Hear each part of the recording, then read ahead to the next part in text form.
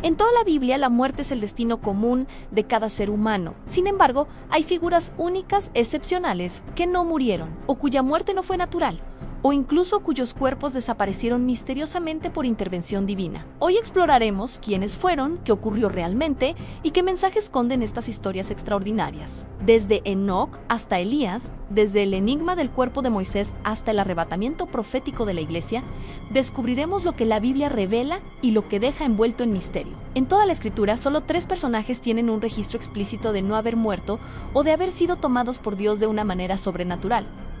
El primero es Enoc. En Génesis, el segundo es el profeta Elías. En el libro de Reyes y el tercero es Moisés, cuya muerte y sepultura divina plantean uno de los mayores enigmas. Algunos mencionan al profeta Isaías por tradición judía, o a Melquisedec porque su genealogía no aparece, pero no hay una base bíblica clara que indique que ellos no murieron. Los 3 casos seguros son Enoc, Elías y Moisés. Cada uno tiene un propósito profético y un mensaje espiritual clave que vamos a desglosar. Comencemos con Enoc, o hombre que caminó con Dios. Génesis 5, verso 24, nos dice: caminó pues Enoc con Dios y desapareció porque le llevó Dios. Es una frase corta pero increíblemente poderosa. Hebreos 11, verso 5 lo aclara aún más. Dios lo trasladó para que no viera muerte. ¿Quién era Enoc? Él vivió antes del diluvio, en una generación extremadamente corrupta. Aunque la Biblia no da muchos detalles, el libro apócrifo de Enoc lo describe como un profeta que anunciaba juicio. Y el Nuevo Testamento, en Judas 1, verso 14-15, confirma que Enoc sí profetizó sobre el juicio final de Dios. Entonces, ¿por qué fue trasladado? La respuesta es simple y profunda: porque agradó a Dios con su vida. El texto no dice que fuera perfecto, sino que vivió en intimidad. Obediencia y comunión constante con él en Enoc es el modelo de la iglesia fiel que será arrebatada. No por sus obras ni por su posición, sino por su relación personal y diaria con Dios.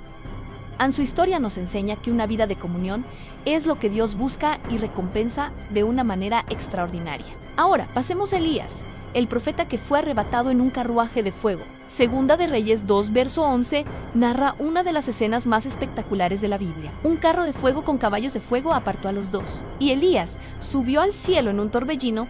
Elías vivió en una época de profunda idolatría en Israel. Fue un profeta de fuego, juicio y confrontación. Desafió a los profetas de Baal en el Monte Carmelo, denunció a reyes corruptos y se mantuvo firme cuando parecía que todo el pueblo se había alejado de Dios.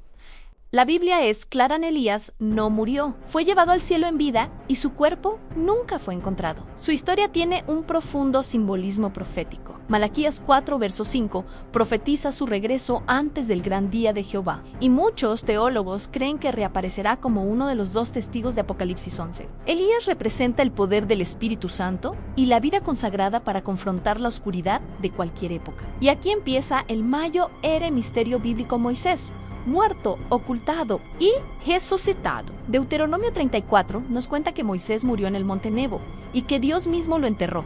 Pero nadie sabe dónde está su tumba hasta hoy. Esto ya es increíble, pero la clave está en Judas 1, verso 9, donde se revela que Miguel, el arcángel, discutió con Satanás sobre el cuerpo de Moisés. Por primera y única vez en la Biblia, un arcángel pelea con Satanás por el cuerpo de un ser humano. Esto nos lleva a una pregunta crucial: ¿por qué Satanás quería el cuerpo de Moisés? Existen varias teorías bíblicas muy sólidas. La primera es para impedir su resurrección. La aparición de Moisés junto a Elías en la transfiguración de Jesús sugiere que estaba vivo, no como un espíritu, sino en un cuerpo glorificado. Satanás, el enemigo, pudo haber querido impedir esa resurrección supervisada por Dios y así bloquear su rol profético futuro. La segunda teoría es que Satanás quería usar su cadáver como un objeto de adoración. El pueblo de Israel tenía una fuerte tendencia a la idolatría, como ocurrió con la serpiente de bronce. El cuerpo de Moisés se habría convertido en una reliquia sagrada, desviando la fe del pueblo del Dios vivo hacia un objeto. Dios, al ocultar su tumba,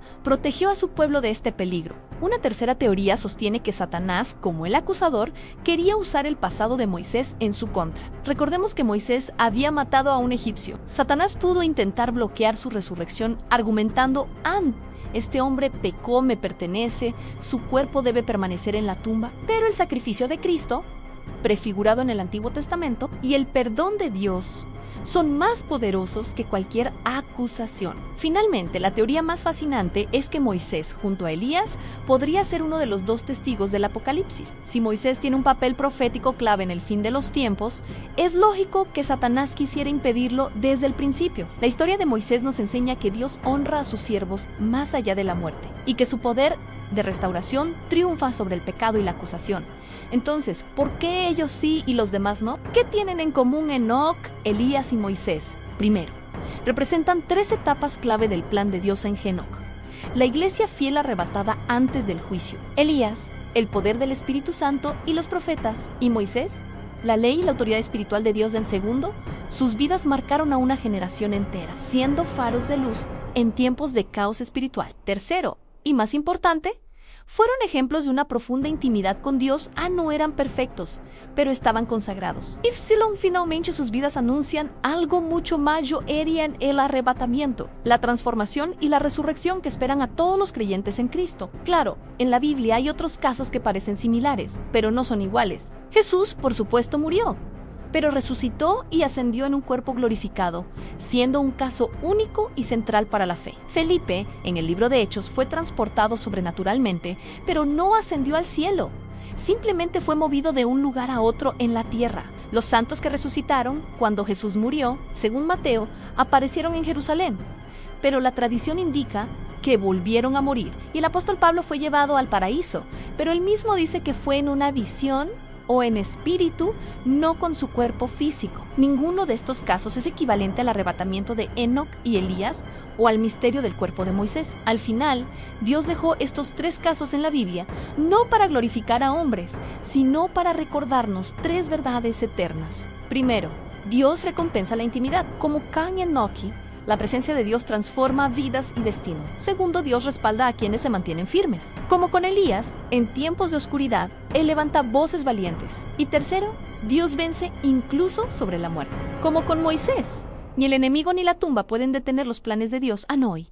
Estas historias apuntan directamente a nuestro futuro, la esperanza de la resurrección, el arrebatamiento y el regreso glorioso de Jesús. Los que fueron arrebatados caminaron con Dios en la tierra para luego caminar con Él en la eternidad. Y tú, que escuchas este mensaje, también estás invitado a vivir una vida de intimidad, obediencia y propósito, la clase de vida que agrada a Dios y que trasciende incluso la muerte misma. Gracias por acompañarnos en este viaje. Si este mensaje te ha inspirado, dale like, compártelo y suscríbete para más contenido como este.